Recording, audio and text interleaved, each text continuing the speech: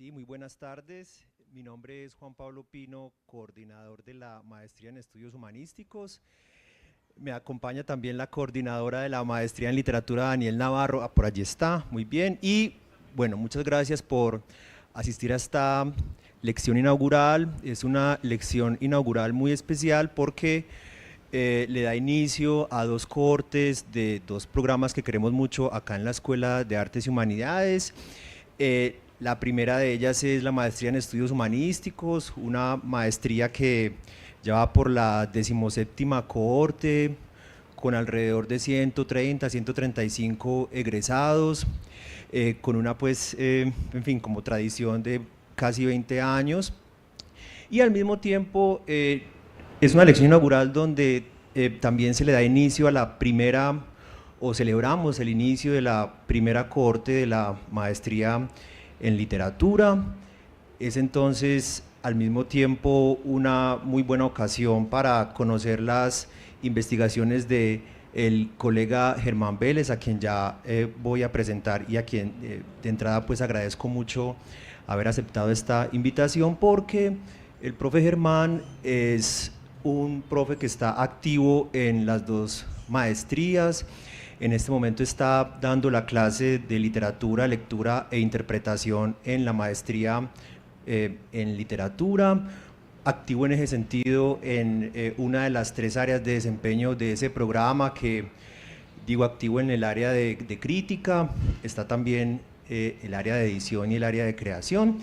Y en relación con la maestría en estudios humanísticos, el profe Germán ha pues acompañado la línea investigativa, ha acompañado numerosos trabajos de investigación y también ha estado pues a cargo de cursos en el área, en una de las otras 3 líneas temáticas de la maestría en estudios humanísticos, que él ha estado activo en la línea de estudios filosóficos. A esa maestría la constituye también la línea, o la estructura también la línea de estudios históricos y de estudios del lenguaje. Bueno, también es pues para mí en efecto un placer y un honor tener aquí al profesor Germán, porque también es representativo, su quehacer académico e investigativo es representativo como de como un espíritu muy interdisciplinario que hay en nuestra Escuela de Artes y Humanidades. En el caso de él, esta integración entre los estudios literarios y los estudios filosóficos, un signo pues de interdisciplinaridad, aunque ya pues como por supuesto con una raigambre muy consolidada, no solo a lo largo pues del siglo XX, sino pues también desde antes. Bueno, con esto les voy a presentar como su biografía y con ello también, bueno, antes de eso quiero agradecer a la librería Acentos que nos acompaña aquí con un catálogo muy interesante del autor sobre el que va a versar hoy la lección inaugural. Y también pues al otro extremo tenemos, como se pueden dar cuenta, el anuncio pues de un pasabocas al final y de unos vinos a los que están naturalmente pues muy cordialmente invitados. Bien.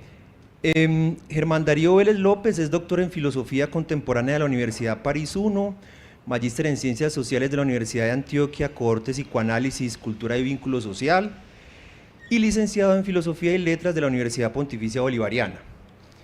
Es profesor titular de la Escuela de Artes y Humanidades de la Universidad EAFIT, miembro del Grupo de Investigación Estudios en Filosofía, Hermenéutica y Narrativas de esta escuela, hace parte de la Sociedad Colombiana de Filosofía y es miembro de la Sociedad Iberoamericana de Estudios Heideggerianos y del Círculo Latinoamericano de Fenomenología, investigador en fenomenología, hermenéutica, literatura, teoría crítica y psicoanálisis, autor de los libros Vida y Filosofía, la génesis de la vida filosófica en Heidegger, ediciones Paulinas, editorial EAFIT de 2014, también del título Vida y Literatura, la analítica existencial como hermenéutica literaria del 2019, traductor del libro del filósofo francés Renaud Barbaras, Metafísica del Sentimiento, y actualmente prepara para su publicación el libro Donde se adhiere el tiempo, interpretaciones fenomenológicas de En busca del tiempo perdido, de Marcel Proust, resultado de su investigación de año sabático 2023-2024, y de donde seguramente Germán va a extraer entonces lo que nos va a comunicar hoy en esta lección inaugural, cuyo título es Donde se adhiere el tiempo, Proust y la ética de la memoria involuntaria. Vamos a funcionar de esta manera, ya mismo empieza Germán, al final hay un momento muy especial para el intercambio de preguntas. Daniel Navarro se va a encargar como de coordinar esa parte. Es muy bueno que aprovechemos aquí al autor de la investigación para conversar con él de las preguntas que nos surjan a propósito de lo que nos va a contar. Y con eso le doy la palabra a Germán. Muchas gracias. Gracias, Juan Pablo. Pues muchas gracias por la invitación a Juan Pablo y a Daniel. Pues me complace mucho estar acá en esta lección inaugural, pues de dos programas que aprecio mucho aquí en la escuela, y gratitud también pues para la universidad por el tiempo que me concedió para emprender esta lectura. Entonces, bueno, voy a comenzar. A ustedes, por supuesto, por estar acá, y voy a tratar de ir comentando un poco la lectura brevemente en puntos donde quizás sea necesario ampliar un poco, pero intentando, digamos, no detallar demasiado para que tengamos luego quizás tiempo de algún intercambio, de alguna conversación. Voy a empezar por un par de epígrafes que espero volver sobre ellos más hacia el final, pero quiero que los tengan tal vez ahí como en remojo por ahora. El primero es de Heráclito, fragmento 18: quien no espera lo inesperado no podrá encontrarlo, ya que es inescrutable e inaccesible. Y este segundo es un pequeño fragmento de una conversación que redacta Heidegger, un diálogo de Heidegger de 1945, entre dos personajes, un profesor y un vigilante de una torre, que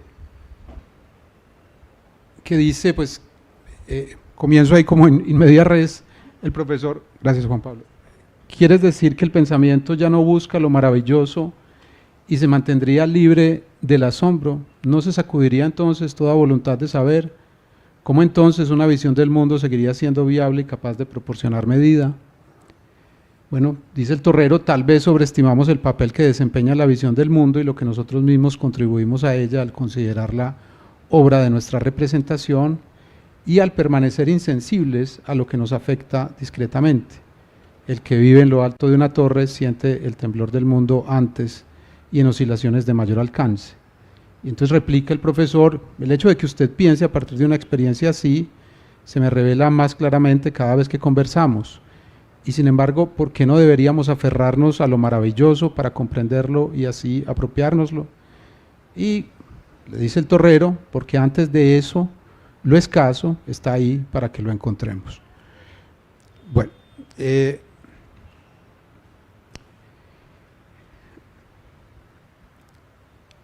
lección es una palabra que viene del latín, quiere decir leer, y en atención más que a esto, que al adjetivo inaugural, quisiera hablar de la lectura y de una lectura. Y al hacerlo recuerdo los primeros versos de un poema de Borges que he tenido entre ceja y ceja últimamente, en la clase de literatura lo saben y tal vez en las otras también. Estos versos de un lector dice que otros se jacten de las páginas que han leído, que han escrito, perdón, a mí me enorgullecen las que he leído. Mi orgullo de lector, voy a empezar por ahí, viene de tiempo atrás, tal vez desde la infancia, cuando hasta donde alcanza mi memoria, ni siquiera con las primeras páginas, sino con las primeras palabras que leí de una cartilla en la que mi hermana estudiaba español. Yo me había empezado a familiarizar con las palabras cuando tenía 5 años más o menos, y cuando entré al kinder, la profesora, pues lo primero que preguntó, me acuerdo de ese primer día de clase, fue ¿quién sabe leer? Y yo levanté la mano y fui el único. Entonces ella inmediatamente escribió como un rayo una palabra en el tablero en letra pegada, una letra inclinadita, bien perfilada, y me dijo, lea. Y yo pues, para risa de todos los compañeros de los niños pues de la clase, le dije, es que yo solo sé leer en la cartilla de mi hermanita. Entonces, bueno, claro que yo no sabía leer, yo sabía reconocer de memoria la forma de las palabras. Tenía la buena memoria que tienen los niños a esa época y podía repetir como si leyera pues las palabras cuando las veía en esa cartilla, digamos en Arial Bold 14. De ahí en adelante se me volvía indescifrable cualquier texto. Con el tiempo me di cuenta que leer pues era algo mucho más maravilloso que ejercitar la memoria de los símbolos, que leer era aprender el abecedario y sus posibilidades infinitas.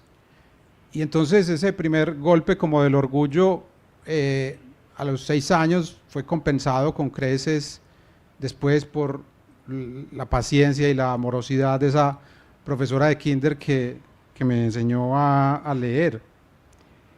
Y dio paso la vergüenza de ese día a un orgullo pues que todavía hoy me acompaña, que es el orgullo pues de haber aprendido a leer. Y yo creo que a veces olvidamos esos primeros pasos que damos aparentemente pues simples y el gran orgullo que los acompaña. Con el tiempo leer se vuelve algo cotidiano y hasta anodino, y tal vez también exponemos el orgullo al desgaste de lecturas insulsas y terminamos perdiendo ese sentimiento inaugural. el orgullo de esa lectura inaugural. Esa es, digamos, para mí el sentido de la lección inaugural. Entonces yo quiero hablarles de un orgullo al mismo tiempo reciente y duradero, que es pues la lectura de esta novela, En busca del tiempo perdido, después de que durante varios años estuve intentando pasar del primer tomo, pues finalmente el hechizo se rompió y pude hacer la lectura completa, y por gracia también de la universidad que me dio el tiempo para dedicarme a leer, tuve el tiempo pues de dedicarme de manera casi exclusiva durante mucho tiempo a la lectura de Proust. Las páginas que me enorgullecen a mí ahora son esas, con una especie de alegría duradera, como enquistada, que no me quitan pues fácilmente las tribulaciones pues diarias. Entonces yo quisiera hablar de Proust y volver a un pasaje inicial archiconocido de la novela, y practicar aquí con ustedes esa lectura. Les propongo que hagamos primero conjuntamente una lectura y que luego, pues si me permiten, me dejen hacer algunas consideraciones sobre ella, en las que quizás pueda comprender mejor la raíz, el tronco y tal vez como los frutos de ese orgullo del lector. Este pasaje que vamos a leer se encuentra situado acá, digamos en este tomo, está más o menos por acá en la página 40, el episodio de la Magdalena remojada en té. Es un pedacito escondido, digámoslo así, en este libro, en este primer tomo, del cual hacen parte, digamos, otros elementos de la novela, y digamos que está enmarcado en toda esta serie.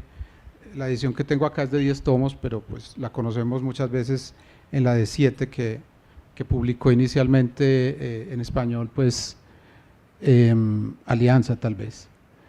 Bueno, entonces este es el episodio de la Magdalena. No está completo, voy a tomar algunos fragmentos secuenciales. Leerlo todo tal vez sería mucho, pero sí vamos a leer 3 párrafos largos. No sé si alguien quiere leer o leo yo. ¿Sí? Bueno, lo cierto es que durante mucho tiempo, cuando al desvelarme por la noche me acordaba de Combray, nunca volví a ver más que esa especie de lienzo luminoso recortado en mitad de indistintas tinieblas, semejante a los que el fogonazo de un fuego de bengala o alguna proyección eléctrica iluminan y seccionan en un edificio cuyas otras partes permanecen sumidas en la noche.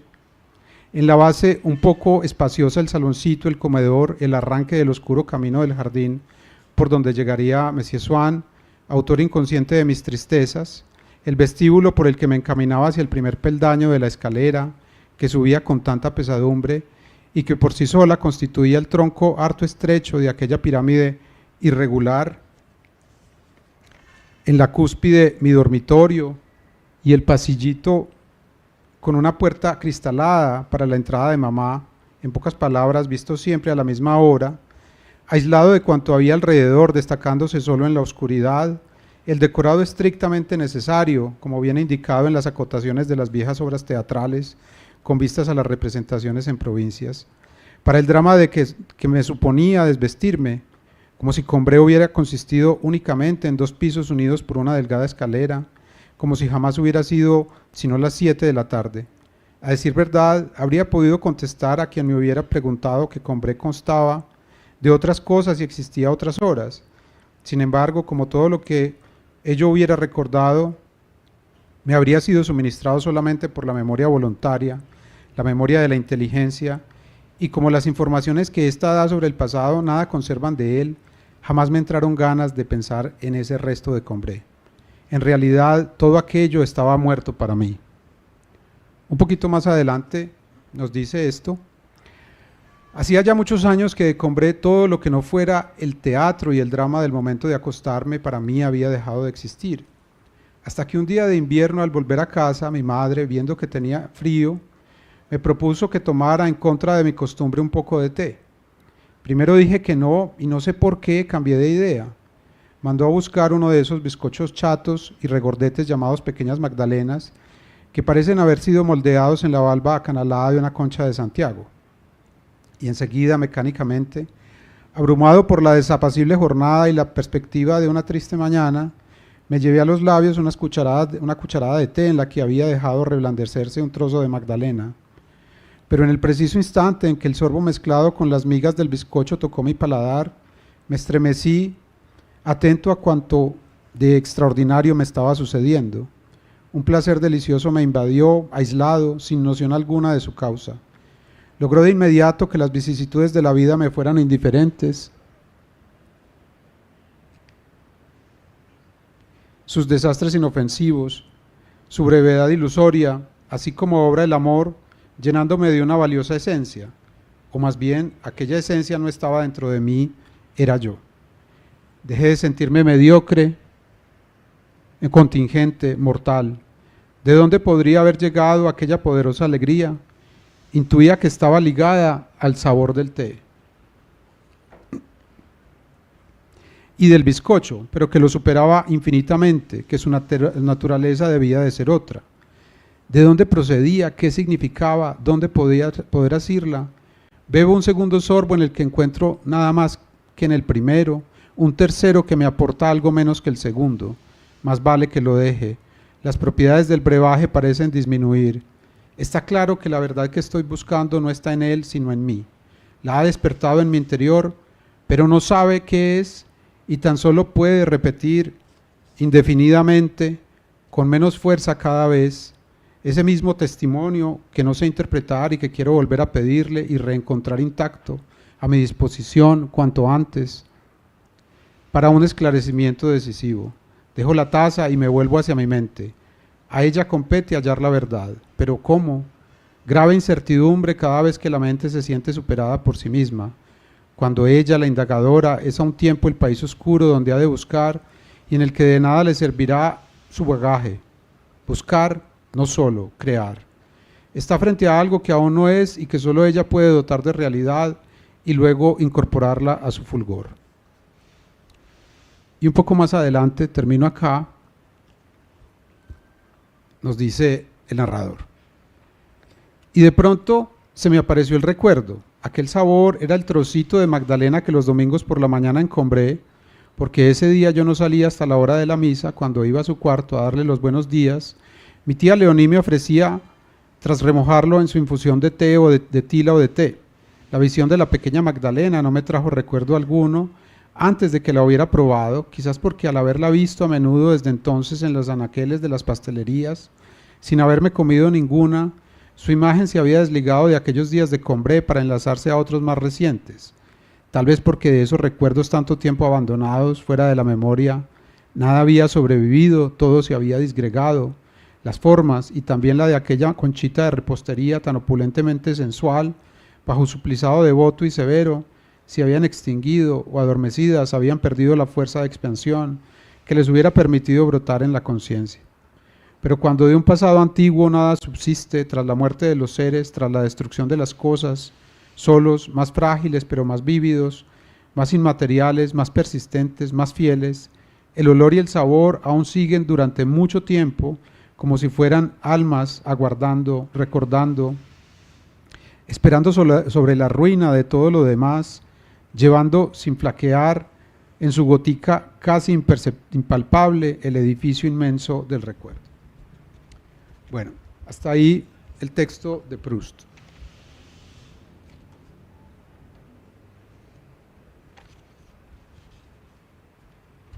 Voy a pasar a una segunda parte y luego a una tercera.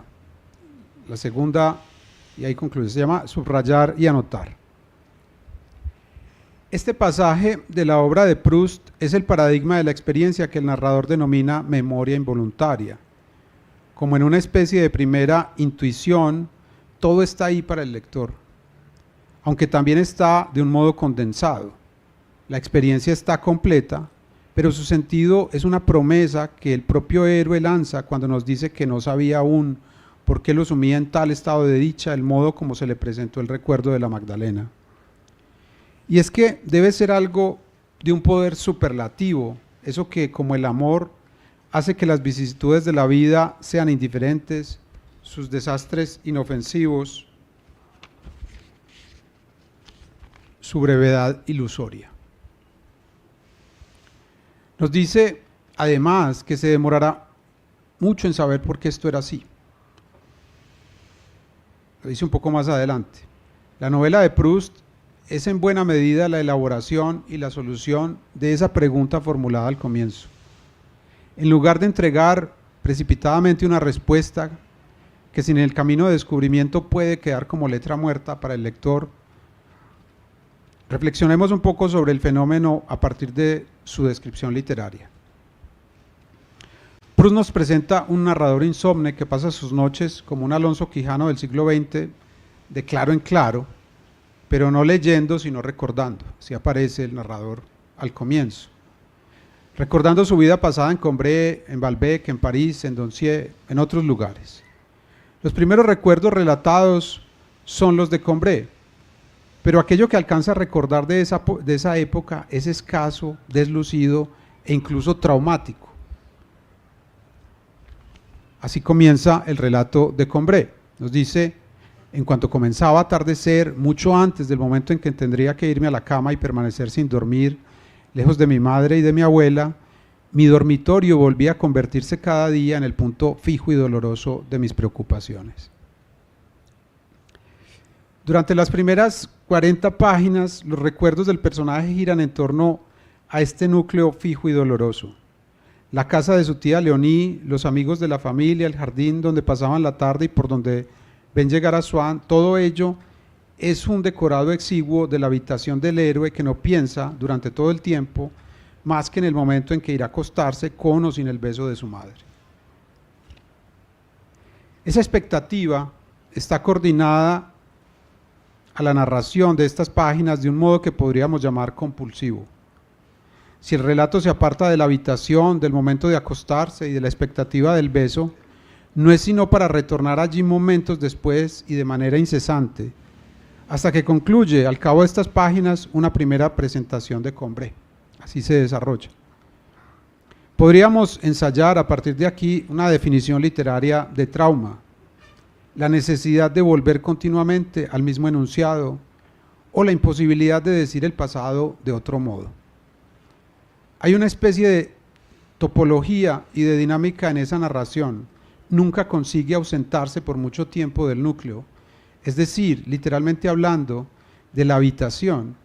Vuelve siempre a ella y a la expectativa temida de la fugacidad o incluso de la ausencia del beso de la madre. Esa imposibilidad narrativa se vuelve tan apremiante que nuestro héroe se queda sin palabras apenas comenzando su relato. Combray se agota en 40 páginas.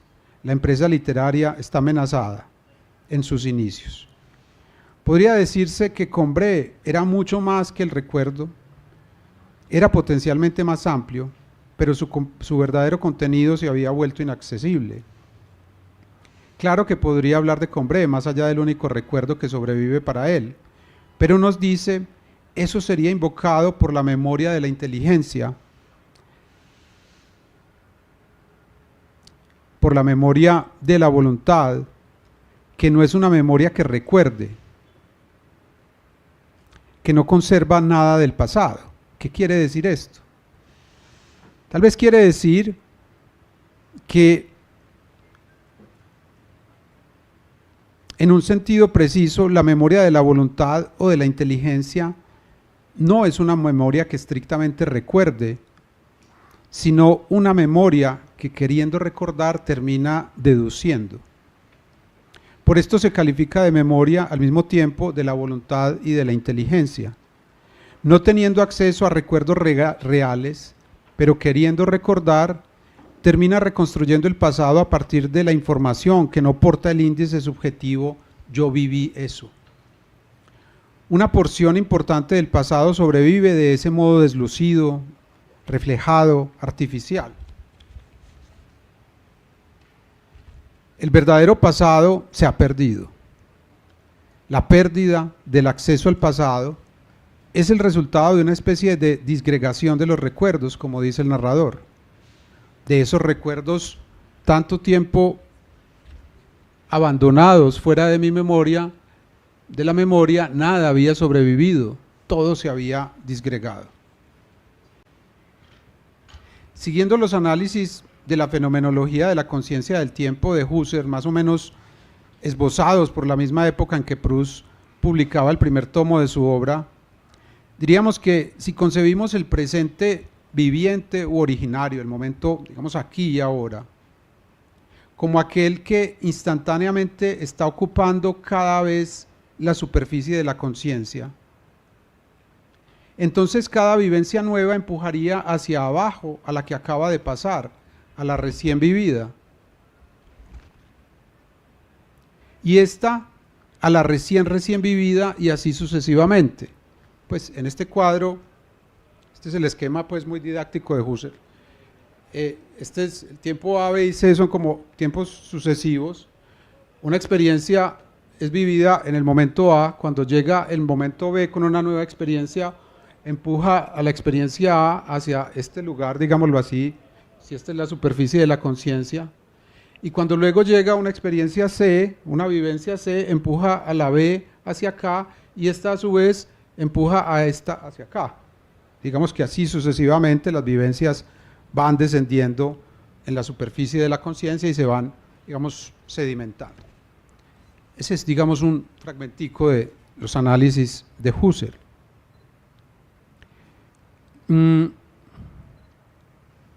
El flujo temporal mismo de la conciencia, con su empuje continuo, sería el primer responsable de que los recuerdos fueran desplazados, aunque no necesariamente abandonados. Estos recuerdos portarían aún el índice míos, siguen siendo mis recuerdos. Incluso cuando superan el umbral de la retención o memoria primaria y comienzan a sedimentarse como memoria propiamente dicha, que Husserl llama memoria secundaria, digamos, no la memoria de la retención, que es este campo todavía es un campo de memoria primaria, yo puedo recuperar rápidamente lo que tengo ahí, que todavía no se ha sedimentado. No tendría por qué haber perdido ese índice, digamos, en ese momento. Proust nos dice, sin embargo, que algo más pasa con los recuerdos sedimentados, que son abandonados fuera de la memoria y que entonces se disgregan. Este ser abandonados podría significar entonces que al perder su vínculo con el presente viviente, son susceptibles de perder la referencia, el índice o la etiqueta que los marca como propios. Pierden su carta de ciudadanía en el sí mismo que los vio nacer tiempo atrás. Así, con el tiempo son abandonados, despojados del índice míos, mis recuerdos, como si el yo no pudiese abarcar todo su pasado, como si su capacidad de mantener congregado en torno a sí el pasado fuese limitada. Estos recuerdos que van perdiendo paulatinamente su carta de ciudadanía en el yo, se disgregan y emprenden una diáspora sin fronteras claras. Se vuelven errantes, pero como el migrante o el desplazado, llevan acaso en el fondo de su bolso una especie de recuerdo del recuerdo. Una imagen, una cosa, un trozo de algo, una piedra, una flor disecada, algo agarrado en el último momento, significativo solo para él y por ello en general, una nadería para el mundo, que alberga la sensación de la partida misma y que por ello devuelve de modo agudo cuando es recuperado fortuitamente al meter la mano sin propósito o buscando otra cosa, y saca del fondo del bolso esa cosa rara que tiene la sensación de lo perdido como propio. De esta forma podríamos imaginar que en el mismo flujo temporal terminamos abandonando las vivencias y que éstas se van sedimentando y quizás también disgregando en la medida en que se alejan cada vez más del presente y de su referencia al núcleo que las congrega. Pero esta es una comprensión solamente parcial, casi mecánica y externa de ese proceso. La disgregación de los recuerdos sería en consecuencia con la idea que esbozamos de memoria voluntaria y de la inteligencia, más bien la pérdida del índice subjetivo que congrega, del índice yoico del recuerdo, o como quien dice, de la etiqueta mío.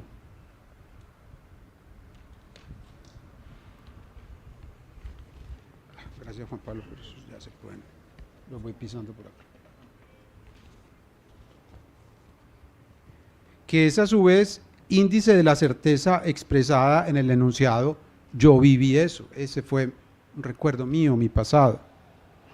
Estar disgregado quiere decir haber dejado de hacer parte del campo de conciencia unificante de un sujeto que puede tener por cierto el haber vivido eso y que en virtud de esa certeza no precisa de voluntad o de inteligencia para recordar, sabe que lo vivió. La disgregación de los recuerdos es algo más que el puro abandono y sedimentación bajo el empuje continuo del flujo originario de la conciencia. Más que esto, es la pérdida de su anclaje en la memoria, como memoria de un sujeto que puede declararlos como suyos.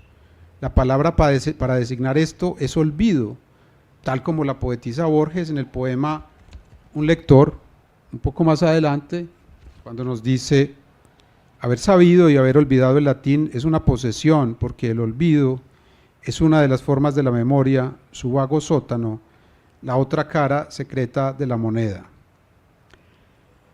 Ante esta dispersión de los recuerdos, o sea, olvido en ese sentido de lo que también conserva, es un enigma cómo se constituye una imagen del pasado. Estamos contrastando esa dispersión con la imagen que siempre recuerda a él, que es la imagen de su habitación a las 7 de la noche.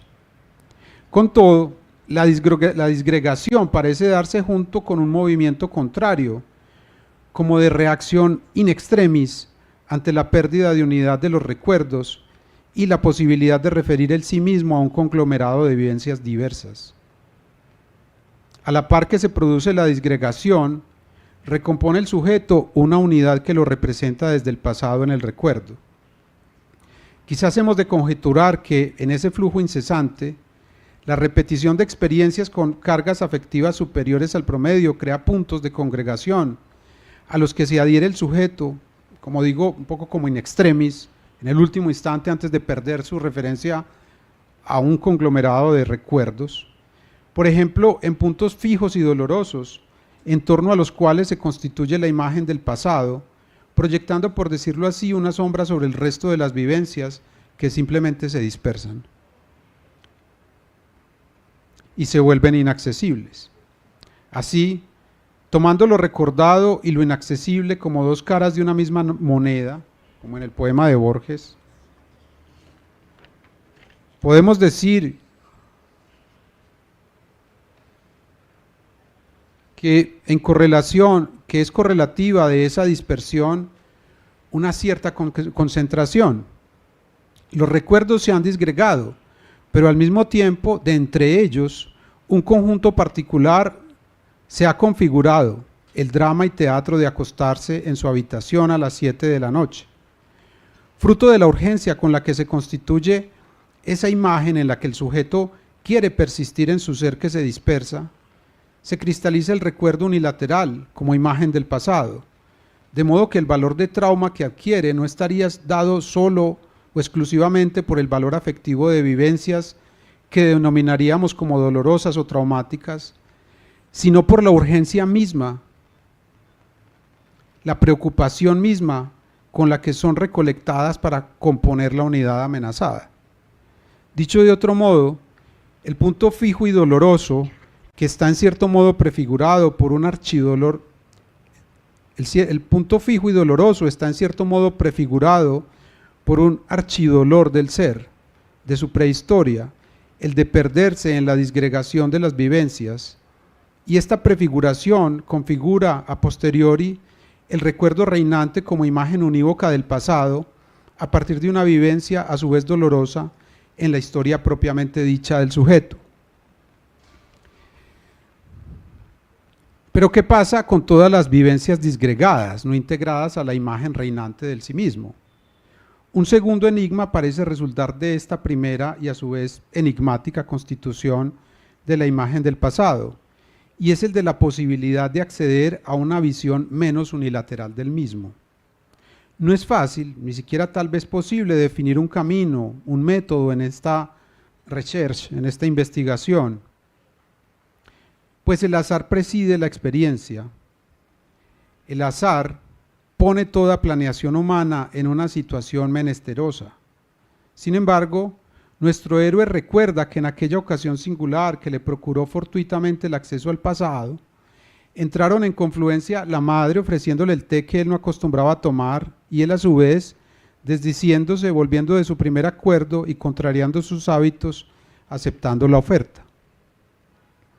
El acto desacostumbrado, inhabitual, parece ser la antesala del encuentro fortuito de las vivencias disgregadas que quedaron ensombrecidas, como en la proyección de la imagen de la casa de la tía abuela en Combré. El acto inhabitual está emparentado con el azar. La costumbre es el camino de la repetición. El azar es la diferencia absoluta, inconmensurable, entre la repetición de la costumbre y la diferencia absoluta del azar. El acto desacostumbrado parece ocupar un lugar intermedio, apuntando simultáneamente a una agencia subjetiva que declina su poder omnímodo sobre lo real y un real que es invitado a comparecer en el espacio de diferencia abierto por ese poder puesto en entredicho. Si en torno a la memoria voluntaria o de la inteligencia se configura el núcleo de la repetición de lo mismo y de lo traumático, el acceso involuntario al pasado que procura el azar permite darle vuelta a la moneda de la memoria y poner hacia arriba la cara del olvido. Ese movimiento fortuito, azaroso, es un puro encuentro, no una búsqueda, y su resultado es un rendimiento ético del sujeto, en tanto repara la necesaria y originaria unilateralidad de la constitución de la imagen primordial del pasado. Conforme a esto podemos decir que es un azar reencontrar las vivencias disgregadas del pasado y es un proyecto ético buscarlas. La expresión material más elocuente de ese rendimiento ético está plasmada en la recuperación del amplio mundo de la infancia, la recuperación del mundo como la amplitud misma, y que el narrador resume tras el recuerdo de la Magdalena del siguiente modo. Este es el último párrafo de ese episodio. Y en cuanto reconocí el sabor del trozo de Magdalena mojado en tila que me daba mi tía, aunque aún no supiera por qué ese recuerdo me hacía tan feliz y hubiera de esperar hasta mucho después para averiguarlo, la vieja casa gris que daba a la calle donde estaba su cuarto vino de repente, como un decorado de teatro, a adosarse al pequeño pabellón con vistas al jardín que habían construido para mis padres en su parte trasera, ese lienzo truncado que hasta entonces era de lo único que me acordaba. Y junto con la casa a la ciudad, de la mañana a la noche, e hiciera el tiempo que hiciera, la plaza a la que me mandaban antes de almorzar, las calles por donde iba a hacer recado, los caminos que recorríamos si hacía bueno, y como en ese juego con que los japoneses se entretienen metiendo en un cuenco de porcelana lleno de agua pedacitos de papel, indistintos hasta entonces, que nada más sumergirlos se desperezan, se retuercen, se colorean, se diferencian, se convierten en flores, en casas, en personajes consistentes y reconocibles. Así, en ese instante, todas las flores de nuestro jardín y las del parque de Monsieur Swann y las ninfeas del Vivón y las buenas gentes del pueblo y sus moradas pequeñitas y la iglesia y todo Combré y sus aledaños, todo aquello que iba cobrando forma y solidez, salió ciudad y jardines de mi taza de té. El contraste entre este cierre y apertura del mundo tiene una representación narrativa precisa. Basta contrastar el enunciado único que resume el relato de 40 páginas de Combré I y que ya citamos. En Combré, en cuanto empezaba a atardecer, mucho antes del momento en que tendría de irme a la cama y permanecer sin dormir, lejos de mi madre y de mi abuela, mi dormitorio volvía a convertirse cada día en el punto fijo y doloroso de mis preocupaciones. Con la totalidad de Combré II, unas 160 páginas, imposibles de resumir en un solo enunciado, y que comienzan de un modo muy diferente, sino opuesto. Combré de lejos, a 10 leguas a la redonda, avistado desde el ferrocarril cuando llegábamos la última semana antes de Pascua, no era sino una iglesia que resumía la ciudad, la representaba, hablaba de ella y por ella en la lontananza. Y vista ya desde más cerca, mantenía al arrimo de su manto alto y oscuro un pleno campo contra el viento, como una pastora a sus ovejas, los dorsos grises y lanudos de las casas apiñadas, que un resto de muralla medieval rodeaba aquí y allá con un trazo tan perfectamente circular como una pequeña ciudad en algún cuadro de un maestro primitivo.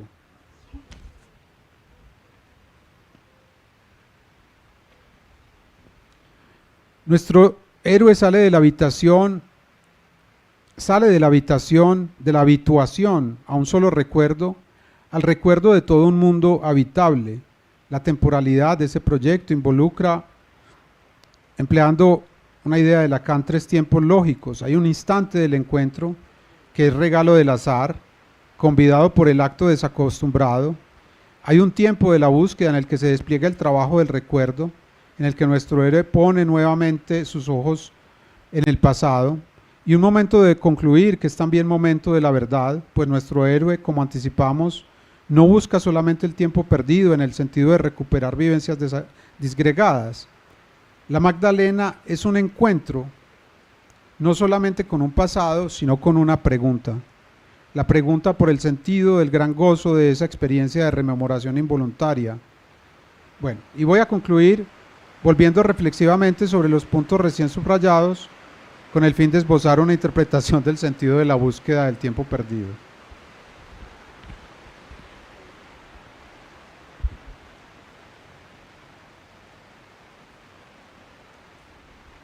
Entonces, por último, reflexionar e interpretar. El olvido parece responder al trauma, pues lo menos tolerado resulta puesto a distancia y en el fondo sepultado. Eso estaba muerto para mí. Pero con su muerte no solamente ganaba nuestro héroe un margen de maniobra, perdía una amplia porción de su mundo. El olvido parece saludable, como dice Nietzsche, es fuerza activa y no solo reactiva, pero el sujeto paga un precio elevado por mantener la superficie de la conciencia relativamente libre y dispuesta para el presente. Es el precio, por ejemplo, de visiones unilaterales del pasado, por no decir, reconociendo aspectos del descubrimiento freudiano, que el pasado cercenado se agita en el fondo y sorprende al sujeto, haciéndose escuchar en una gama de tonalidades que representan múltiples formaciones del inconsciente, algunas inocuas, pero otras angustiantes o traumáticas, que ponen al sujeto en estrechos márgenes vitales. Pero el olvido es quizás en otro sentido aún digno de consideración. Conserva, lejos del tránsito cotidiano y del desgaste del recuerdo, la vivencia inaugural. De ese olvido, la memoria involuntaria es el correlato igualmente vivificante. El buen agente de la memoria, que trabaja mano a mano con el olvido para recuperar en el momento propicio aquella posesión más propia, otra vez con Borges, la de lo perdido. Encontramos un primer sentido de la expresión tiempo perdido en esta experiencia del olvido, pues lo designa metonímicamente al querer nombrar, en el fondo, lo que en el tiempo se pierde, lo que en el flujo temporal se disgrega. Corrientemente experimentamos esta limitación del campo real de la conciencia como la creencia de que el tiempo trae el olvido. Nuestro narrador nos conduce a considerar el camino inverso, la posibilidad de que el olvido a su vez repercuta sobre nuestra experiencia del tiempo, alterando la forma del campo temporal de la conciencia. Nos dice, ya por acá en estos últimos tomos, si aceptamos que es el tiempo el que gradualmente trae el olvido,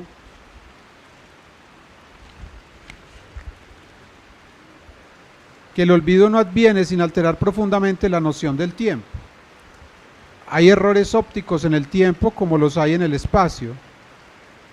Y ahora este olvido de tantas cosas, separándome por espacios vacíos de eventos tan recientes que parecían antiguos, porque he tenido lo que se llama tiempo para olvidarlos, con su interpolación fragmentada, irregular, en medio de mi memoria, como una densa bruma sobre el océano que borra los puntos de referencia de las cosas, desajustaba, desarticulaba mi sentido de las distancias en el tiempo, aquí encogidas, allá alargadas, y me hacía creer a veces mucho más lejos, a veces mucho más cerca de las cosas de las que realmente estaba.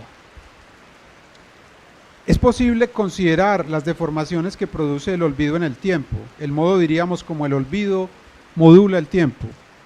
El olvido, pensamos de modo corriente, es algo que acaece con el paso del tiempo, como si el tiempo mismo, al interponer una duración cada vez más amplia, un lapso que se extiende segundo a segundo cada vez más, tuviese como consecuencia que el campo originario de la conciencia, que es el presente, se alejara progresivamente de las vivencias pasadas, la cual, como diría Husserl, fuese sumergiéndose en retenciones de retenciones cada vez más tenues, más ingrávidas, con menor fuerza de acción sobre el presente viviente, trayendo eso que denominamos olvido. Sin contradecir esta idea, que considerada como lo hemos hecho desde el punto de vista del flujo temporal, parece mostrar una dinámica material básica de la relación tiempo-olvido, encontramos sin embargo la relación en cierto modo inversa y contraintuitiva o paradójica de un olvido que altera el tiempo, que modifica la experiencia del tiempo. Un olvido es comparable a un espacio vacío, a una discontinuidad en el flujo temporal de la conciencia, de modo tal que por esa discontinuidad una vivencia adyacente a una vivencia presente o casi presente puede ser considerada como profundamente rezagada, retrógrada o antigua. Por esta razón, el olvido puede producir dilataciones temporales de la experiencia, tanto quizás como un trauma podría producir contracciones, es decir, en sentido inverso al olvido, la imposibilidad de que se produzca una discontinuidad, un vacío o una atenuación de la vivencia, por lo cual comenzamos a considerarla como cosa del pasado, de allí como cosa pasada, es decir, finalmente resuelta. Esta alteración de la forma del tiempo, del ordenamiento, digamos del número del movimiento, es un concepto de Aristóteles, debe ser tenida en cuenta como un mecanismo capaz de perder el tiempo. El tiempo perdido en el sentido de la pérdida de referencia cierta y ordenada que nos devuelve la experiencia de lo temporal, de lo finito, de lo mortal, depende de que el flujo temporal esté direccionado. El olvido entonces, al agujerear esa forma temporal, al hacer perder su homogeneidad, haciéndola irregular, contribuye al sentimiento de fuera del tiempo, de expulsión o pérdida del tiempo, que habita como agazapado en la expresión tiempo perdido. No lo que en el tiempo se pierde, sino una pérdida del tiempo mismo como sucesión ordenada de ahoras. La acción del olvido es pues múltiple y no se reduce al valor de censura o represión de una vivencia intolerable. El olvido colabora en la constitución de la experiencia temporal de la existencia, pero hay un sentido aún más determinante del olvido, hacia el cual quisiera apuntar para ir cerrando, y que está vinculado de modo estrecho no solo con el ser, sino con la verdad de la existencia. De esta dimensión del olvido nos habla el narrador en un pasaje del segundo tomo de a las 2 y 3 de A la sombra de las muchachas en flor, comparable a las descripciones que rodean el episodio de la Magdalena, y en el cual un elemento sustantivo de nuestra reflexión pues aparece. Voy a leerlo pues aquí in extenso este pasaje. Es la última cita. Ahora bien, los recuerdos de amor no hacen excepción a las leyes generales de la memoria, las cuales están a su vez regidas por las leyes más generales de la costumbre. Como ésta debilita todo, lo que mejor nos recuerda a una persona es precisamente lo que habíamos olvidado, porque era insignificante y así lo habíamos dejado, y así le habíamos dejado toda su fuerza. Por eso, la mejor parte de nuestra memoria está fuera de nosotros, en un soplo de lluvia, en el olor aserrado de una... Este no es un soplo pues, pero... En el olor aserrado de una habitación o en el aroma de una primera hoguera, en todas partes donde encontramos de nosotros mismos lo que nuestra inteligencia, no teniendo uso para ello, había desdeñado, el último resguardo del pasado, el mejor, el que cuando todas nuestras lágrimas parecen secas, sabe hacernos llorar aún, fuera de nosotros, más bien dentro de nosotros, pero oculto a nuestra propia vista, en un olvido más o menos prolongado. Es gracias a este olvido solamente que de vez en cuando podemos recuperar al ser que fuimos, situarnos frente a las cosas como ese ser lo hacía, sufrir de nuevo, porque ya no somos nosotros sino Él, y Él amaba lo que ahora nos es indiferente. A la luz del día, de la memoria habitual, las imágenes del pasado palidecen poco a poco, se borran, ya no queda nada de ellas, no lo encontraremos más, o mejor dicho, no lo encontraríamos más si algunas palabras como director en el Ministerio de Correos no hubieran sido cuidadosamente encerradas en el olvido, del mismo modo que se deposita un ejemplar de un libro en la Biblioteca Nacional para evitar que se pierda. La costumbre debilita todo. Esta es una de sus leyes generales, a la cual está supeditada la memoria. En esta medida, la memoria misma debilita, en el sentido de que vuelve en cierto modo habitual la convivencia del recuerdo en nuestra vida afectiva. De tanto recordar algo, una cosa, una persona, podríamos pensar, su imagen va perdiendo relieve en lugar de ganarlo. Algunos rasgos se van acentuando y al final solo conservamos como una imagen general, una síntesis de la persona o cosa recordada. Esto conduce al narrador a reconocer que el olvido guarda la parte no tramitada por esta memoria generalizante, por esta memoria de la inteligencia que sintetiza, subsume, generaliza.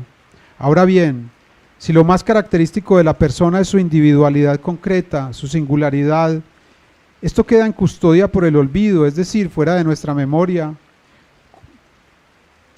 cosa que el narrador expresa de un modo distinto pero equivalente. La mejor parte de nuestra memoria está fuera de nosotros, es decir, está allí esa parte de la memoria, la mejor, donde yo no estoy conmigo, lejos de mí, es decir, olvidada por mí. El sujeto de ese recuerdo no soy, estrictamente hablando, yo que soy, sino a lo sumo, yo, quien yo fui, quien actualmente no soy más yo. De esta manera, ese recuerdo no solo conserva lo singular de la persona recordada, sino adicionalmente el sujeto de la formación de ese recuerdo, es decir, ese otro que yo fui, que puedo volver a ser momentáneamente, en el instante del recuerdo, en ese momento de apertura, que hace como una especie de cortocircuito entre el ser y el haber sido, referidos al yo, y que por eso mismo es experiencia subjetiva de la eternidad, anulación del tiempo y ascenso de la duración pura como continuidad extendida de la historia personal. La experiencia que practica este yo que deviene otro gracias a cierta correlación de la memoria involuntaria de su recuerdo y el sujeto de ese recuerdo es una praxis exigente como lo demuestra el episodio de la Magdalena. Pero sabemos que lo ardua de esta práctica no significa que sea el resultado de la fuerza de voluntad por sí sola. Hay cierta insistencia, hay cierta atención a lo que emerge, un volver la mirada a eso que se muestra, sin lo cual no hay desarrollo posible, encuentro posible. Pero la condición primaria, necesaria, aunque no suficiente, es que eso ya se haya mostrado, y la mostración es en el fondo un azar, su acceso un encuentro puro, un encuentro antes de la búsqueda. La recherche es la novela de la búsqueda que presupone siempre, en cada caso, encuentros que son regalos de las cosas, del azar y del olvido. El olvido por el cual perdemos el tiempo, en el sentido de lo que arrastra como impresiones el flujo de la conciencia, es el agente del tiempo perdido, pero también de la conservación, del recuerdo de lo esencial, en impresiones como un soplo de lluvia, en el olor aserrado de una habitación o en el aroma de una primera hoguera. La recherche, la búsqueda, pues, es también por ello reconocimiento de una dimensión del ser, del olvido, ausente en el pensamiento occidental. El olvido como memoria que poetiza Borges en un lector o en posesión del ayer. No es menos poética la expresión de Proust cuando se trata de describir el olvido, de aproximarse a su función, al mismo tiempo de resguardo y de novedad que le confiere a los recuerdos la distancia, el aislamiento, la incomunicación con el presente. El olvido mantiene el recuerdo a salvo del desgaste temporal, podríamos pensar, manteniéndolo impoluto y dispuesto para el reencuentro fortuito, y entonces, quizás solo entonces, también para la inteligencia. Dice Proust en el último tomo, pero si el recuerdo gracias al olvido no ha podido contraer ningún lazo, lanzar ningún eslabón entre él y el momento presente, se quedaba uno. Si ha permanecido en su lugar, en su fecha, si ha conservado sus distancias, su aislamiento en el fondo de un valle o en la cima de una montaña, de repente nos hace respirar un aire nuevo, precisamente porque es un aire que se respiró en tiempos pasados, ese aire más puro que los poetas han intentado en vano hacer reinar en el paraíso y que solo podría dar esa profunda sensación de renovación si ya hubiera sido respirado antes, porque los verdaderos paraísos son los paraísos que hemos perdido. Todo olvido, por otra parte, es involuntario.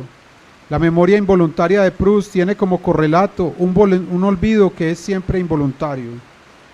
No es posible olvidar voluntariamente algo, pues el esfuerzo por olvidar es contrario a la acción inconsciente en sí misma involuntaria del olvido. Así como la memoria de la inteligencia solo nos entrega un pasado petrificado que no revive en el recuerdo, del mismo modo, un olvido de la inteligencia, si tal cosa pudiera siquiera ser imaginada, no traería aparejado ninguno de los bienes del olvido, ningún olvido bienhechor, ninguna pérdida bienhechora. Por eso Freud comprendió las formas del olvido como dinámicas inconscientes de la censura, represión, forclusión, denegación, que refieren todas ellas a un sentido negativo del olvido. El resentimiento, por el contrario, es formalmente un modo de la memoria voluntaria, recupera un pasado muerto e idéntico. El primer ejemplo que encontramos de la memoria es la memoria del drama de acostarse y el resentimiento dirigido a Swann. La memoria involuntaria, por contraste, libera de ese recuerdo recurrente y en ese sentido es una forma de olvido por sustitución o superávit de recuerdos. En la riqueza de recuerdos de la memoria involuntaria se anega el resentimiento, se vuelve inocuo su aspecto compulsivo, devolviendo un rendimiento en el que cobra relevancia ética su dimensión ontológica o del ser en general.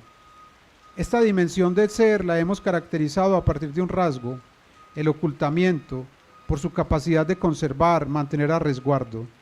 Lo olvidado está al margen de la voluntad y la inteligencia a la que recurre en un segundo momento en el tiempo del trabajo del recuerdo, el cual siempre presupone, sin embargo, un primer encuentro que se da como don, como gratuidad de las cosas. Estas no son, como podría uno pensar, cosas destacadas o llamativas. Voy a volver al epígrafe. Antes bien, se trata de cosas más bien ordinarias, corrientes, y sin embargo, al mismo tiempo raras o escasas. Heidegger empleó este título, lo escaso, para sugerir que en nuestra época otro modo de pensar se anuncia, el pensamiento que toma distancia de la voluntad de conocimiento, fundamentación y apropiación del mundo, y que procura buscar su morada junto a las cosas, dejarse invitar por ellas, por su aparente sencillez o por su escaso relieve inmediato, por su no llamatividad. La Magdalena remojada en té es una imagen de aquel modo de pensar que pone al sujeto ante lo inesperado, que reclama de él una actitud para lo inesperado e inaccesible. En Proust, la experiencia de la memoria involuntaria habla desde el ámbito de este otro modo de pensar, modo que no es necesariamente nuevo, si concedemos que algo de ello se expresa en la sentencia de Heráclito que hemos puesto al comienzo. Pero quizás sea también un modo de pensar olvidado o censurado, que retorna de manera sorpresiva, casi fortuita, en la época actual, como traído por una especie de memoria involuntaria de la filosofía, algo reprimido y por ello al mismo tiempo conservado, censurado por esa forma que adquirió el pensar en Occidente desde Platón y Aristóteles, y que por comodidad nombramos como metafísica, la que a su vez definimos de manera aproximada como la empresa occidental de la voluntad de conocimiento a partir de la sola razón. Hacia ese otro tiempo perdido, digamos el tiempo perdido de la filosofía, nos encamina también Proust por una vía no filosófica, aunque tampoco disociada de ella. Su vía, la literaria, exploró con la imaginación la escasa notoriedad de lo cotidiano, de un bizcocho con forma de concha, de un desnivel en unos adoquines de la Plaza San Marcos, del tintineo de unas cucharas, de la aparición súbita en el horizonte de 3 campanarios, para iniciarnos en la búsqueda de un sentido vital que se reconstituye en torno a lo perdido. El tiempo perdido puede recuperarse porque queda adherido a las cosas de la memoria que el olvido aísla y conserva. No es fácil establecer una ontología específica de estas cosas, más allá de los pocos rasgos mencionados, pero sabemos que el tiempo se pega a ellas como si se tratara de superficies dispuestas especialmente para recibirlo. Se trata de cosas de una consistencia rara, rugosa, imperfecta o insignificante, y que por eso, pasando desapercibidas ante los usos de la memoria y el lenguaje, quedan como la materia singular donde se adhiere el tiempo. Gracias.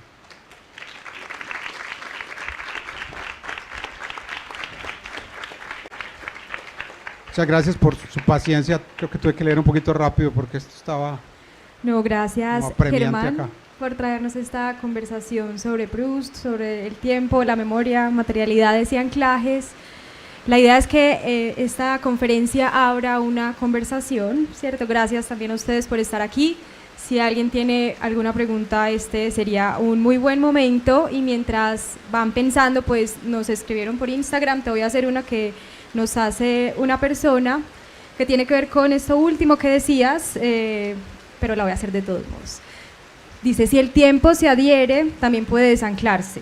Desanclar la memoria puede ser lo mismo que decir el pasado de otro modo, o ese es otro anclaje. Buscamos siempre el anclaje. De Mariana Giraldo. Dice.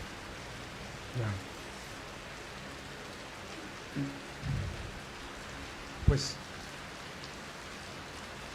empezaría por lo último, pues. Yo no sé qué opinan ustedes. Yo creo que siempre buscamos el anclaje de las memorias como a un cierto núcleo en el que reconocemos como nuestro sí mismo.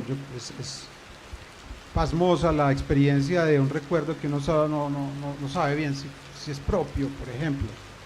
¿Qué ocurre? O cuando con el tiempo se empiezan a agujerear un poquito esos anclajes, se van creando algunos espacios vacíos. Hay un sentimiento, pues, un poco, digamos, inquietante, aunque con el tiempo también posibilitante de otras reconfiguraciones, lo que emerge como de esos olvidos, la manera de recuperar luego fortuitamente algo, porque quedó un poco como al resguardo. Pero esa recuperación es como un reanclaje que viene con una potencia muy grande, porque nos sorprende con el índice de usted sí vivió eso, ese fue su recuerdo, que llega inesperadamente. Es el caso de la Magdalena, pero yo sé que es un caso que pues es algo que todos vivimos en determinados momentos, cuando nos sorprende un recuerdo que no sabíamos, pues, que estaba ahí como agazapado. ¿Alguien quisiera preguntar algo?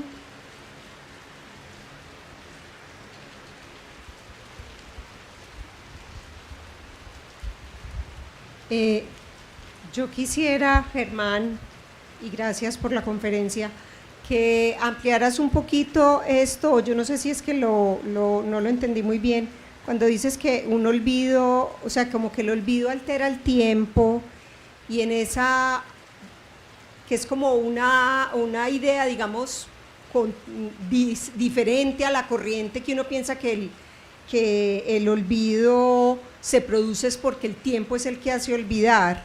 Entonces esa pérdida del tiempo, ese tiempo como que escapa, o sea, esa alteración es como porque si uno piensa en una secuencia como de tiempo, el olvido es como una mueca, como un espacio vacío. Sí, yo creo que Proust, por ejemplo, pone una imagen ahí más geométrica. Incluso él dice, así como hay errores ópticos en el espacio, dice, hay una especie como de error de la conciencia histórica, digamos, en el tiempo, no visual.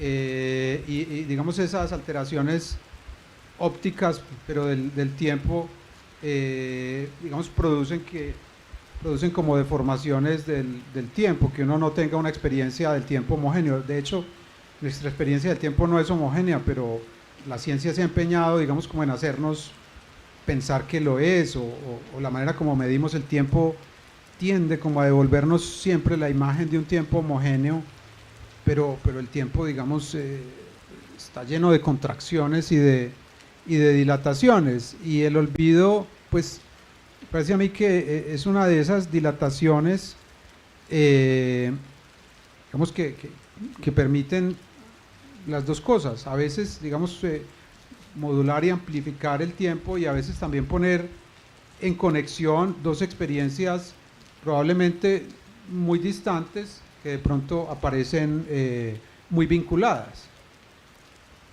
como ante la imposibilidad, digamos, de crear toda una serie continua de vivencias de un punto A a un punto B, terminan colapsando el punto A y el punto B, y de pronto nosotros vemos las cosas en una perspectiva distinta, se nos achata y vemos las cosas, pues, digamos, de otro modo. Entonces, pues, pienso un poco como en esa imagen, creo que hay que ejercitarse un poquito como en elaborarla también como en la imaginación, y en referirla, pues, como a hechos de la vida cotidiana también, pero lo que pienso es que de esa manera, pues, nos indica que el olvido modula el tiempo, y digamos que lo convierte también como, o sea, que es una materia en cierto modo maleable también, y dispuesta, digamos, a ciertos cambios. Y yo lo contrastaba como con el trauma, donde hay una concentración muy grande, donde el tiempo, digamos, parece estar concentrado y siempre referir como al mismo punto. Entonces, como que hay la memoria, digamos, en ese sentido, la memoria de la voluntad o de la inteligencia que repite, también modularía el tiempo. Es un poco como esa imagen la que yo veo ahí, pues, en Proust.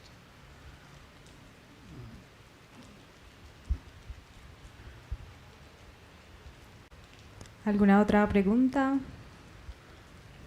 Creo que queremos vino. Bueno. No queremos hablar. Sí.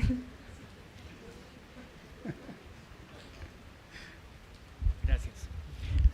Germán, bueno, no, primero muchas gracias, y te quería hacer una pregunta con el tema filosófico, porque al principio Proust fue bastante malinterpretado y considerado como un niño rico que escribía cualquier cosa sobre la fama y los salones de la fama, ¿cierto? Pero hay un momento en el que casi que son los filósofos los que empiezan a hacer una recuperación de la importancia de ese aporte de Proust. ¿Qué nos puedes contar vos un poco sobre, más allá del tema del olvido y del recuerdo, la forma en que algunos filósofos, bueno, vos hablas un poco de Lacan, pero también de Heidegger, y vos que pues también sos experto en Heidegger, ¿de qué forma son ellos los que después le van a dar como una revalidación literaria a un personaje que en su momento fue tan vilipendiado, ¿cierto? Como que lo que le costó a él ser reconocido, y después en ese momento, en la década del 20, 30, va a empezar a encontrar como un espacio casi que por fuera de los círculos literarios que eran los que lo habían despreciado, ¿cierto? A ver, no tengo como referencias muy directas.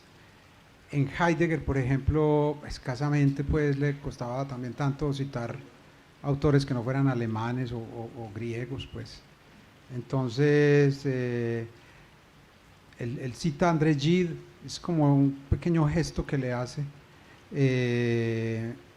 pero Proust, digamos, muy poco. Pero digamos, toda la base, digamos, de Ser y Tiempo, yo creo que está en una correspondencia muy estrecha con la experiencia del tiempo en busca del tiempo perdido. Sí, porque de todos modos es la insistencia como en esa idea de la forma como el tiempo constituye, digamos, el sentido de la existencia también, como nos aprendemos, digamos, a comprender de manera temporal, como seres temporales. Más bien los mismos franceses, Deleuze, pues hace una exploración, digamos, mucho más más profunda y digamos temáticamente más explícita. Entonces yo creo que en la filosofía pues yo no veo, digamos, tampoco como muchas referencias muy explícitas a la obra de Proust, pero hace parte como de lo que diría Foucault, es como un sistema de simultaneidad. Yo creo que lo que está pensando Proust con la memoria involuntaria, con esa recuperación de las cosas, digamos, ordinarias, no llamativas, lo que está pensando Heidegger, pero no el de Ser y Tiempo, sino ya posterior, lo que está pensando quizás la época más contemporánea con respecto a la atención a esos detalles, cómo las cosas mismas son las que en cierto modo nos hacen guiños, digamos esa visión un poco menos idealista, menos subjetivista, que va como de una voluntad de conocer hacia las cosas y que se deja interpelar por las cosas, por su a veces no llamatividad, por lo que Heidegger denomina lo escaso o lo raro. Digamos que ahí yo creo que hay algo que es incluso mucho más contemporáneo en Proust y probablemente no todavía tampoco pues muy atendido o muy pensado. Es decir, el modo de ser del mundo contemporáneo y de relacionarnos con las cosas, digamos, está ahí como todavía para explorar esa dimensión en Proust, me parece a mí. Una última por allá. Ana Corchar. Hola. No, hablabas que en esas primeras 40 páginas había una insistencia en el trauma, en esa, incluso pues dentro de la localización de la casa, insistía en volver a la habitación, al pasillo, a lamentar que no viniera su mamá, pero ya después cuando él accede a lo que por una vía sensorial que fue con el té, se despertó, fue capaz de ir más allá del trauma y se le apareció todo un paisaje que tenía sedimentado en la memoria. Ahora la pregunta que te hago es si a veces esa memoria involuntaria que viene a través del olor, de un sonido, bueno, generalmente sensorial, no viene también con un contenido de trauma.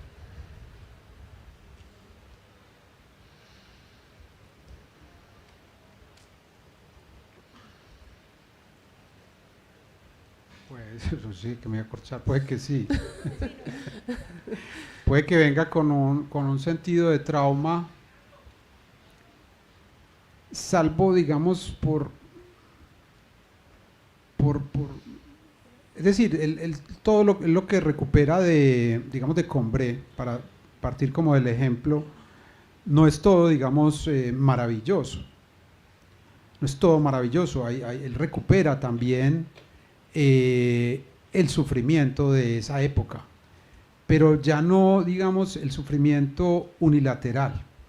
Yo creo que traumático acá yo lo uso más como en el sentido de la insistencia en un solo sentido, en una sola visión, en una experiencia unilateral. Entonces, él puede que recupere también lo doloroso, y de hecho lo recupera, también lo doloroso reaparece, pero digamos lo doloroso múltiple.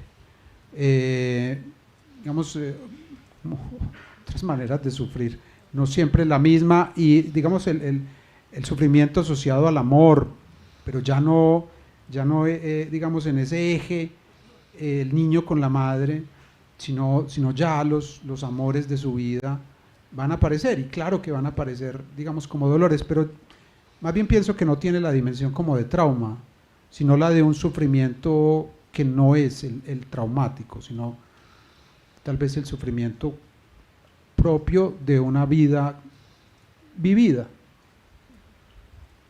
Gracias. Una última. ¿Entonces tú cierras? Sí, listo. Gracias, Germán, por la ponencia, hombre.